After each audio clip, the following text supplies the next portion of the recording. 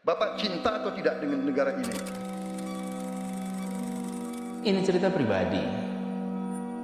Mungkin bagi orang lain nggak terlalu terasa penting, tapi kalau buat saya ini mendasar.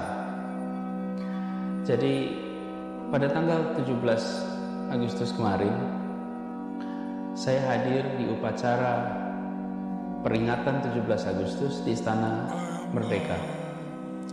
Waktu itu bukan saya diundang, saya hadir mewakili ahli waris A.R. Baswedan, kakek saya.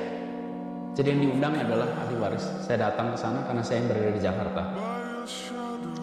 Lalu mengikutilah upacara itu, dan bendera itu dinaikkan ke atas dengan Indonesia Raya dalam hitungan menit sampai di puncak. Pada saat proses itu terjadi, saya lalu membayangkan saya berdiri di sini mewakili kakek saya yang dia hibahkan seluruh hidupnya untuk perjuangan menaikkan bendera itu. Bendera yang naik ke atas sana itu lewat iuran darah, iuran tenaga, iuran nyawa jutaan orang Indonesia. Dan waktu itu kakek saya termasuk dalam proses itu, dan saya berdiri di sini mewakili dia di tempat itu. Muncul dalam benak saya tentang almarhum A.R. Baswedan. Pada saat itu saya harus memutuskan apakah saya akan menerima tawaran untuk ikut konvensi atau tidak. Ini adalah tawaran untuk masuk ke rute yang terjal. Haruskah saya, jika saya bertemu dengan kakek saya, mengatakan pada beliau, saya tidak mau ambil jalan ini, saya tidak mau ikut mengurusi. Kenapa? Karena saya takut dikritik, saya takut dicaci, karena wilayah politik hari ini beda dengan wilayah politik pada saat beliau terlibat. Pada saat mereka terlibat, ini orang-orang yang menjaga integritas di dalam berpolitik. Hari ini itu mengalami penurunan luar biasa. Haruskah saya bilang pada dia, saya nggak mau, saya takut dikritik. Di situ sebenarnya saya katakan, tidak. Saya siap, saya akan hadapi ini semua. Saya akan lewati rute ini, dan saya akan bisa bilang, jika saya harus bertemu, saya akan bilang, saya ikut turun tangan seperti kakek saya dulu memilih untuk turun tangan.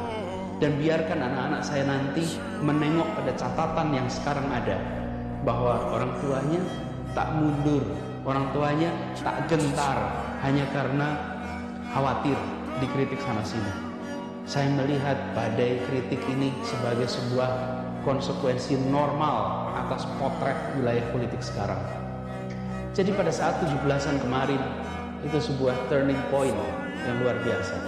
Dan pada saat itu kemudian saya merasa yakin, bismillah, saya ambil rute ini, saya luruskan niatnya, saya tegaskan sikapnya, dan saya ambil putusannya.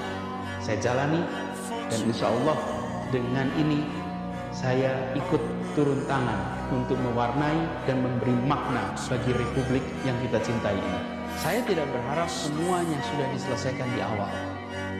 Justru menurut saya, dengan terlibat, saya bisa ikut memperjuangkan agar proses ini diatur dengan baik. Jika saya tidak berada di sini, keluar saja, maka saya nggak bisa ikut menentukan. Dan menurut saya, disitulah letak uji kepemimpinan, leadership. Apakah kita mau segalanya sudah ditata lalu datang? That is ceremonial leadership. Kalau pejuang, hadapi, jangan mundur, bertarung sepanjang jalan. Itu namanya sebuah perjuangan. Kalau kita datang semuanya sudah diatur, tata upacara namanya.